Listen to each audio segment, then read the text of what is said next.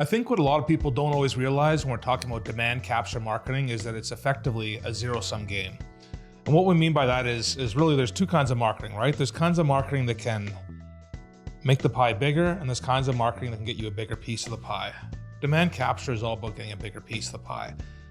And practically how this affects your marketing is it means that for us to gain market share, your competitors will have to lose market share.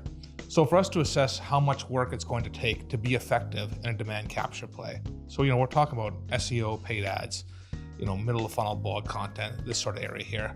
We really have to look and see what is the competition doing. If your competition is doing nothing and just sitting on their hands, it's easy. We can run away with it, right? This is effectively like entering a race where everybody's walking and you enter as a light jog and blow everybody out of the water, right? But if your competition is coming in a full-out sprint and we enter in walking, it doesn't matter if we were standing still previously because walking is not going to win us the race. It's not going to close the gap. In fact, the gap is going to continue to increase even though we're now moving faster than we were before. So looking at marketing spend as it applies to demand capture tactics, you can't look at it in an absolute sense in terms of this is what we were spending previously, this is how much work we were putting into it previously, this is how much work we're putting into it now. You have to look at it in terms of how much work are we putting in as that relates to our competitors, and make sure you have a very clear understanding of that space. So the competition that you might be looking at also might not be the same competition that you are thinking as your prime competitors.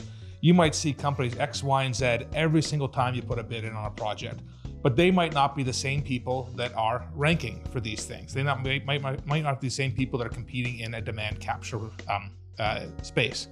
So making sure you understand who are the proper competitors, because these competitors, maybe they're doing well because they have pre-existing relationships with all these potential buyers, which is why you're always seeing them, but they might not be doing well in the marketing space.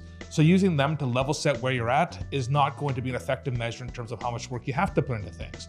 So making sure you do the proper research, identify who are your proper demand capture competitors, assess how fast are they moving, how much work are they putting into stuff, and making sure that you are calibrating yourself to them and moving at a pace that not only is fast, but also closes the gap is absolutely crucial to having an effective demand capture strategy.